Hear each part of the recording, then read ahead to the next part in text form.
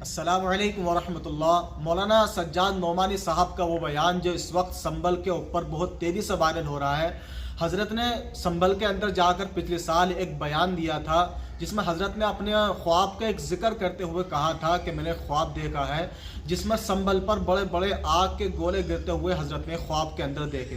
اس کے بعد حضرت نے جا کر سنبل کی جامع مسجد کے اندر جا کر اس بیان کو دیا اور خواب کو لوگوں کو بتایا۔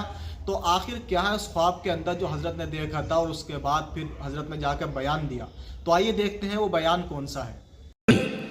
میں آج بہت سخت شکایت کے موڈ میں ہوں اور میں کسی کے بلانے پر یہاں نہیں آیا ہوں، میں اپنے شدید تقاضے پر آیا ہوں۔ میں نے خود کہا ہے کہ میں حالانکہ میں رمضان میں سفر نہیں کرتا، میں نے خود کہا اچانک کہ میں آ رہا ہوں 2 دن کے لیے سنبل۔ مجھے خواب دکھائی پڑے تھے، کچھ آگ کے انگارے سنبل پر برستے ہوئے اللہ نے مجھے دکھائے تھے، آگ کے گولے برستے ہوئے، اور بڑے بڑے عمامے والوں کو جلتا ہوا دیکھا تھا، کرتے پجامے والوں کو جلتا ہوا دیکھا تھا۔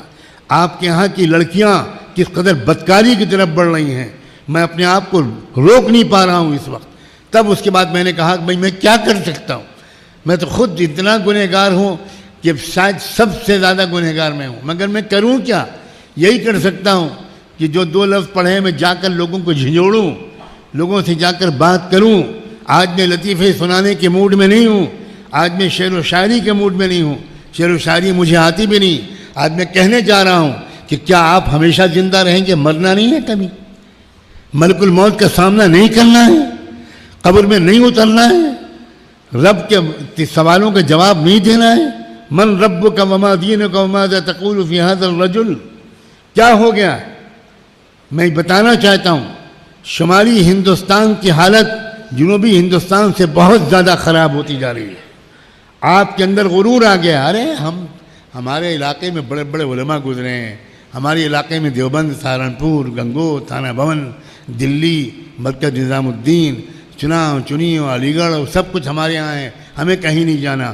یاد رکھیں اسی غرور نے انبیاء کی اولاد کو بندر اور سور بنایا تھا۔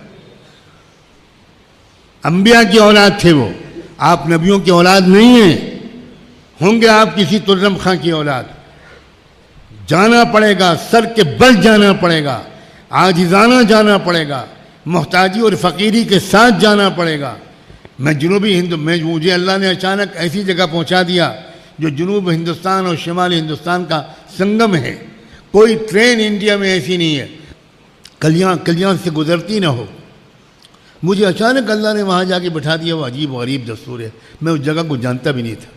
میں دیکھ رہا ہوں جنوبی ہندوستان میں، مہاراشٹر میں، گجرات میں، آندھرا پردیش میں، تلنگانہ میں، کرناٹکا میں، کیرلا میں، لکشدیپ میں، جہاں کے لوگ ہماری زبان بھی نہیں جانتے، وہاں اپنی اصلاح کرانے کا، اپنی تربیت کا ایک ذوق و